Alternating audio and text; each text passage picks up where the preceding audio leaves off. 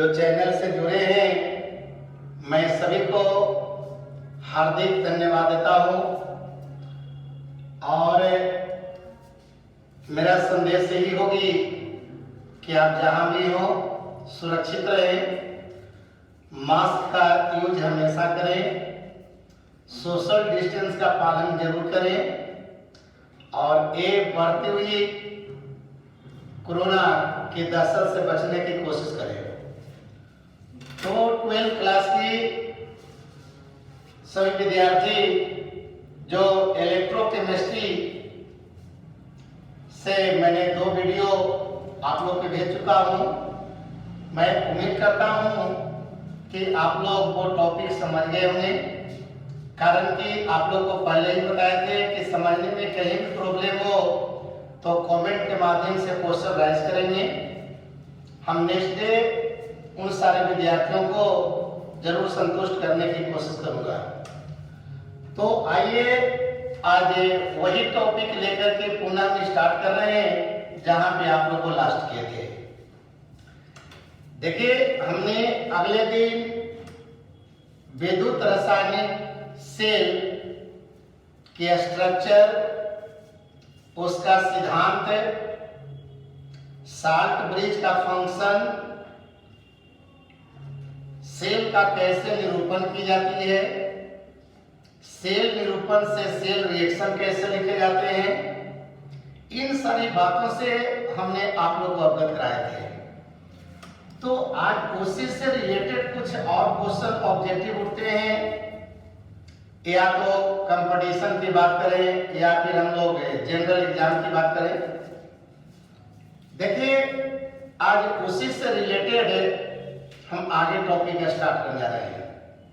तो मैं सभी विद्यार्थियों से गुजारिश करूंगा कि आप सभी विद्यार्थी चैनल को सब्सक्राइब करेंगे ताकि हमें ये पता चले कि मेरे द्वारा दी गई टॉपिक आप लोग को पसंद आया या नहीं।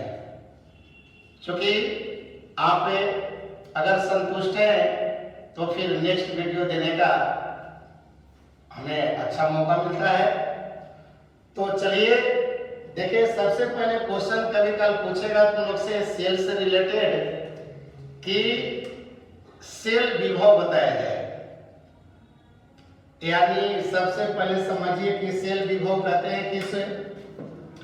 तो सेल विभव या सेल का विद्युत वाहक बल आप लोग को बताए थे कि जब सेल बन करके तैयार हो गया और उस सेल से हमने अभी कोई काम नहीं लिए, यानी उसे विद्युत परिपथ में नहीं जोड़े हैं, तब विद्युत परिपथ से जब तक सेल को नहीं जोड़े हो और उनके दोनों इलेक्ट्रोडों के विभव अगर तुम ज्ञात कर लेते हो, तब दोनों इलेक्ट्रोडों के विभवों का जो बीजीय योगफल होता है, क्या स्मरण है आपको? सेल में बताए थे कि आपका 2 इलेक्ट्रोड होते हैं, तो एक एनोड होता है, एक कैथोड होता है। विभव में एक एनोड विभव होता है, एक कैथोड विभव होता है, अर्थात एक ऑक्सीकरण विभव होता है और एक अपकरण विभव होता है। क्योंकि पहले ही बताए थे कि कोई भी सेल में 2 अर्ध सेल होता है, एक ऑक्सीकरण और एक अपकरण। ठीक, इतना तक कंप्लीट है। तो कभी भी सेल का अगर कह के विद्युत वाहक बल निकाले तो विद्युत वाहक बल निकाले या सेल विभव निकाले, आप सेल विभव में यही हम लोग कहते हैं कि कैथोड का विभव, ठीक है, और माइनस एनोड का विभव। कैथोड की विभव में से एनोड विभव को, ठीक है, यानी अपकरण विभव में से ऑक्सीकरण विभव को अगर तुम घटा देते हो और घटाने के बाद जो राशि आती है वही तुम्हारा सेल का विद्युत वाहक बल कहलाता है या सेल विभव कहलाता है। दूसरी बात सभी विद्यार्थी ये जानने में कि कोई सेल में जो हमने कैथोड और एनोड मान करके चले हैं वो हमारा सही है कि गलत है, इसको कैसे संतुष्ट होंगे? तो सेल का विद्युत वाहक बल आप अगर निकालते हैं और विद्युत वाहक बल का मान अगर पॉजिटिव आता है तो समझिए कि वह सेल में मानी गई ऑक्सीकरण विभव और अपकरण विभव सही है। लेकिन अगर कहीं आ जाता है माइनस में सेल विभव, उसी समय पकड़ लीजिए कि यहाँ पर जो माना गया ऑक्सीकरण विभव या अपकरण विभव एक गलत हो चुका है, अर्थात हम अपोजिट मान लिए हैं, इसलिए वहां पर निगेटिव आ जाएगा। क्लियर?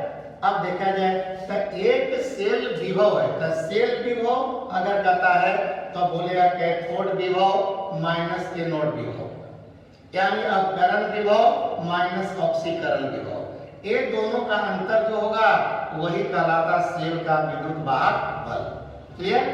अब देखें, अगर यही ई नॉट सेल कर देता है, एक मतलब हो गया कि सेल का मानक विद्युत वाहक बल, ठीक, सेल का मानक विद्युत वाहक बल को सूचित करते हैं ई नॉट सेल से।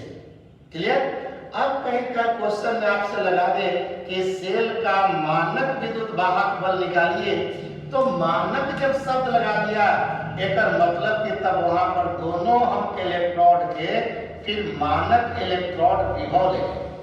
क्लियर? जब मानक लगा दिया तब मानक विद्युत वाहक बल का रहा है ई नॉट से, एक हुआ ई से, समझिए। तो यहाँ पर जो बताया हमने ई से, तो यहाँ पर ई सेल है और यहाँ पर देखो ई नॉट सेल है। तो ई सेल का मतलब है सेल का विद्युत वाहक बल, ठीक है, और ई नॉट सेल का दिया माने सेल का मानक विद्युत वाहक बल। तो जब मानक विद्युत वाहक बल कहेगा तो फिर कैथोड का मानक इलेक्ट्रोड विभव लीजिएगा और एनोड का मानक इलेक्ट्रोड विभव लीजिएगा। ठीक है, दोनों का मानक ही लेके चले। और तुम लोग को पहले बताया भी है कि किसी इलेक्ट्रोड का मानक इलेक्ट्रोड विभव जब भी निकालना हो तो हम अपकरण के आधार पर निकालते हैं। किसके आधार पर? क्योंकि तुम्हारे केमिस्ट्री में एक परिपाटी चल रही है कि जहां पर ऑक्सीकरण भी हो रहा है लेकिन मानक इलेक्ट्रोड विभव जब निकालते हैं तो हमेशा रिडक्शन के आधार पर, यानी बेस ऑन रिडक्शन अपकरण के आधार पर निकाला जाता है। क्लियर? तो देखिए, अगर किसी सेल की विभव निकालना हो या सेल मानक विद्युत वाहक बल निकालना हो या विद्युत वाहक बल निकालना हो तब तो खैर इस फॉर्मूला से हम लोग बाई कैलकुलेट करके निकाल देंगे हम। लेकिन अगर मान लेते हैं कि तुमको अगर एक मतलब आधा सेल दिया गया, जैसे कि मान लेते हैं कि बर्तन लिया गया है, इस बर्तन में जिंक सल्फेट का मानक विलयन भर दिया गया है और इसमें देखो जस्ता का एक प्लेट डाल दिया गया है।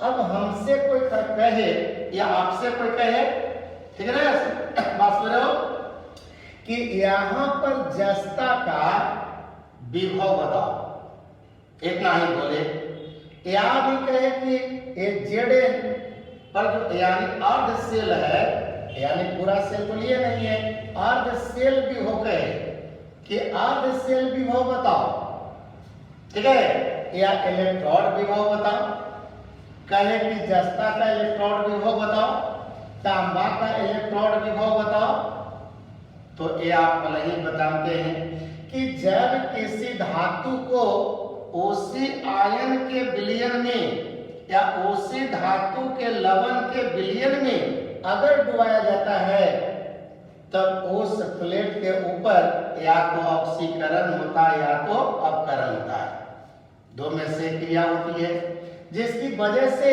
विलयन और इलेक्ट्रोड के बीच में एक विभवांतर उत्पन्न हो जाता है। अब उसी विभवांतर को आप लोग इलेक्ट्रोड विभव कहते हो या उसी को ऑक्सीकरण विभव के नाम से पुकारते हो और कभी कभी अपकरण विभव के नाम से कहते हैं। लेकिन ये जान लीजिए कि जब तक दोनों अर्ध सेल को हम जोड़ते नहीं हैं तब तक ज्यादा देर न तो यहाँ पे ऑक्सीकरण की क्रिया चलेगी और न तो यहाँ पर अपकरण की क्रिया चलेगी, यानी तुरंत वह साम्यावस्था में आ जाता है।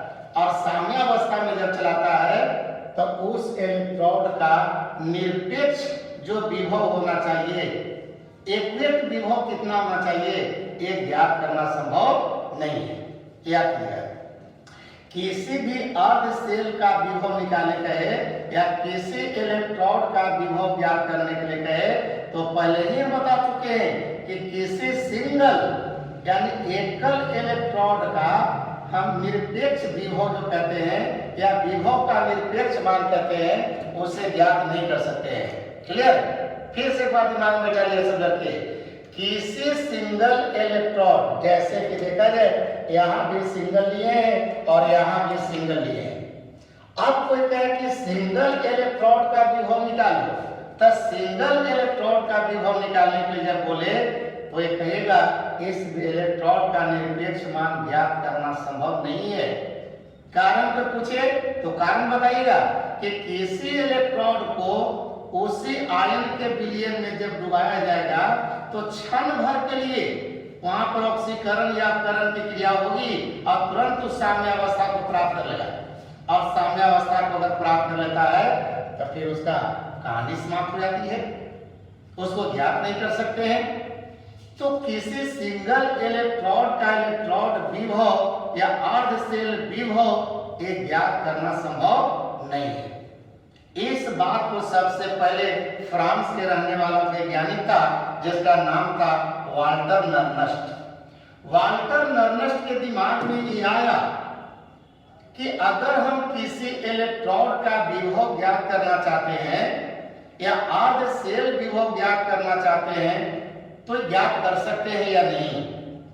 इसी पर वो गहरी चिंतन किए और चिंतन करने के बाद उन्होंने एक मुकाम पर पहुंच गया और उन्होंने बताया कि नहीं, अगर कैलकुलेशन बाय कैलकुलेशन अगर चाहें, कैलकुलेट करके अगर चाहें तो हम किसी इलेक्ट्रोड का विभव भी ज्ञात कर सकते हैं। और वही तब जाकर के वाल्टर नर्नस्ट ने यानी अर्ध सेल विभव या इलेक्ट्रोड का विभव ज्ञात करने के लिए उन्होंने एक समीकरण दिया जिस समीकरण का नाम नर्नस्ट समीकरण हुआ। देखा जाए तो अर्ध सेल विभव, कौन विभव? अर्ध सेल विभव या इलेक्ट्रोड विभव ज्ञात करने के लिए नर्नस्ट के द्वारा जो समीकरण दिया गया वह समीकरण रहा E बराबर E नॉट माइनस 2.303 RT बटा NF और इनटू लॉग K। अब यहाँ पर देखिए कुछ सिंबल चाहिए जो पहले से भी आप जान रहे हैं और नहीं तो फिर से एक बार हम लोग दिमाग में ले आइएगा। E का तो मतलब समझ गया इलेक्ट्रोड विभव हो गया, अर्ध सेल विभव। E नॉट का मतलब हुआ उस इलेक्ट्रोड का मानक इलेक्ट्रोड विभव। यहाँ R का मतलब समझ हो गैस स्थिरांक और T का मतलब परम ताप ले चल रहे हैं, जिस ताप पर हम क्रिया कर रहे हैं पर एक प्रयोग कर रहे हैं। और यहाँ पर देखा जाए हो गया K, तक K का मतलब यहाँ गया साम स्थिरांक। और साम स्थिरांक के बारे में सभी लड़के पहले से भी आप जानते हैं कि कोई आदमी कहता है कि साम स्थिरांक का मतलब बताइए, ठीक है। तो साम स्थिरांक का मतलब आप लोग पहले भी 11 क्लास में पढ़े थे कि जैसे मान लेते हैं कि अगर कोई मेटल है, मानते हैं कि मेटल M है और एक मेटल अगर मान लेते हैं कि चला जाए N इलेक्ट्रॉन लूज कर रहा है, तो N इलेक्ट्रॉन अगर लूज कर रहा है इस पर पॉजिटिव चार्ज गेन हो जाएगा। और यहाँ पर इन्होंने चूंकि N इलेक्ट्रॉन यहाँ पर लूज किया है, ठीक है, तो N ही कहिएगा। अब यहाँ पर आपने मेटल जो लिया है वह सॉलिड स्टेट में लिया है, लेकिन यहाँ से एग्जाम्पल ग्रुप में जैसे कि बताओ जस्ता की परमाणु था और जस्ता की परमाणु देखो इलेक्ट्रॉन को यहाँ छोड़कर आप खुद देखे विलयन में कूद गया था। यहाँ पर मान के चलते हैं कि देखा जाए आपका M एक मेटल का एटम है जिसने Ni इलेक्ट्रॉन की संख्या कितना है N इलेक्ट्रॉन का त्याग कर रहा है। अब त्याग करने के बाद ये देखिए N पॉजिटिव आयन के रूप में एक विलयन के रूप में आता है, इसलिए यहाँ पर हमने एक्वस लिखते हैं। अब यहाँ पर कोई कहे कि चलिए तो बताओ साम स्थिरांक का मान कितना होगा, तो यहाँ पर बोलिएगा कि कंसंट्रेशन ऑफ यानी M यानी पॉजिटिव, ठीक है, N हो गया और इनटू कहते हैं कि यहाँ पर देखा जाए कंसंट्रेशन ऑफ इलेक्ट्रॉन के पावर A और बटे में कहते हैं कि देखा जाए आपका कंसंट्रेशन ऑफ मेटल लेकिन सॉलिड स्टेट में ले रहे हैं। समझिए सब यहाँ जब यहाँ के निकालने की बात रही तब यहाँ चूंकि फॉर्मूला में देखो के आया हुआ तो के का मतलब साम स्थिरांक और साम स्थिरांक कैसे निकालते हैं यहाँ पर देखिए किसी अभिक्रिया के लिए तो किसी अभिक्रिया के लिए उत्पाद के सांद्रणों का गुणनफल और बटे अभिकारक का सांद्रण ये दोनों की जो अनुपात होता है वह किसी अभिक्रिया के लिए वह स्थिरांक कहलाता है अर्थात जिसको साम स्थिरांक कहते हैं। अब चूंकि याद करेंगे सभी लड़के कि अगर कोई मेटल अगर सॉलिड स्टेट में होता है तो उसका याद करेंगे कि सांद्रण जो होता है वो एक होता है। कोई भी मेटल हो और मेटल अगर सॉलिड स्टेट में है तो सॉलिड स्टेट में है तो उसका सांद्रण एक होती है। सेकंड बात याद करेंगे अगर इलेक्ट्रॉन की सांद्रण पूछता है तो यहाँ पर समझिए इलेक्ट्रॉन की सांद्रण भी एक मानी जाती है। अब इस परिस्थिति में यानी कि Ms का मान भी एक हो गया यहाँ E का मान भी एक हो गया तो बताओ यहाँ पर कहोगे के यानी कंसंट्रेशन ऑफ N यानी N पॉजिटिव और इनटू यानी कि 1 के पावर कहिएगा कि N और बटा में कहिएगा कि कंसंट्रेशन हो गया होगा। ठीक है तो इसका मान भी देखिए 1 हो गया पावर में कर दिया कि N तो 1 रह जाएगा अर्थात देखा ये कह सकते हो कि K बराबर हो गया कंसंट्रेशन ऑफ यानी N पॉजिटिव यानी धातु आयन की जो सांद्रण होगा वो सांद्रण के बराबर देखिए आपका साम स्थिरांक का मान है। अब यहाँ पर देखिए तो लॉग के फॉर्मूला में देखो पहला यहाँ पर बोला कि सेल अर्ध सेल विभव को मान लिया हमने E यहाँ E नॉट का मतलब हो गया यानी इलेक्ट्रोड का मानक इलेक्ट्रोड विभव। यहाँ हो गया R का मतलब गैस स्थिरांक जिसका मान जानते करते हैं कि 8.31 यानी जूल प्रति मोल प्रति केल्विन होता है या इसका मान 0.082 यानी लीटर एटीएम प्रति मोल प्रति केल्विन होता है। अगर कैलोरी में चलते हैं तो 1.98 यानी लगभग 2 में अगर कैलोरी में चलते हो तब तो यहाँ पर R का मान आप जान रहे हैं और T यानी प्रयोगशाला का ताप। तब जनरली बताया तुम लोग कि मानक विलयन जब भी बनाया जाता है तब 298 केल्विन ताप पर बनाया जाता है। कितना ताप बनाया जाता है 298 केल्विन ताप पर।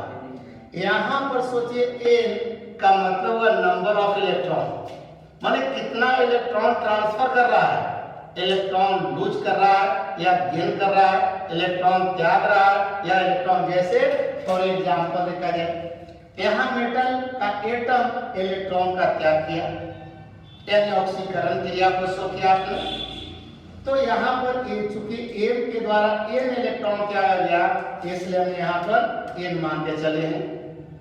हो सकता है कि N की जगह पर 1 हो 2 हो 3 हो 4 हो यानी एनीबॉडी बोल सकते हैं कि जितना इलेक्ट्रॉन लूज कर रहा है या गेन कर रहा है वही N का मान हो गया। F का मतलब फैराडे। अब फैराडे का मान बताए ही है तुम लोग के है ना कि यानी कि इसका मान 96,500 लगभग ले चलते हैं होता तो है 96,000 कौन सी 494 होता है 493 भी कहीं कहीं किताब होता है लेकिन 96,500 लमसम यानी 1 फैराडे का मान होता है यानी 1 फैराडे इक्वल टू 96,500 कूलाम लगभग। अगर इन सारे मानों को देखा जाए यानी F का मतलब सब लड़के समझ गया होगा कि F का मतलब फैराडे हो गया। ठीक है E का मतलब समझ गया यानी कौन सी इलेक्ट्रॉनों की संख्या इलेक्ट्रॉनों की संख्या।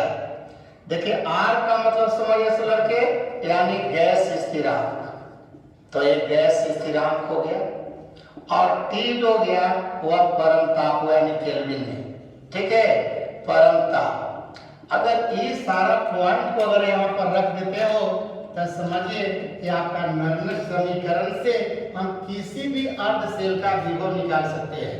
क्लियर है तो ये दिमाग में रखिएगा कि जहां पर लोगों ने बताया था कि किसी मतलब इलेक्ट्रोड का इलेक्ट्रोड विभव या सिंगल इलेक्ट्रोड का इलेक्ट्रोड विभव निकालना संभव नहीं है, वहीं पर फ्रांसीसी वैज्ञानिक नर्नस्ट में आया और देखिए बताया कि नहीं, इम्पॉसिबल नहीं कर सकते हैं, भले ही कहेंगे कि एटम प्रैक्टिकली नहीं निकाल सकते हैं, लेकिन इसको थियोरिकल निकाल सकते हैं।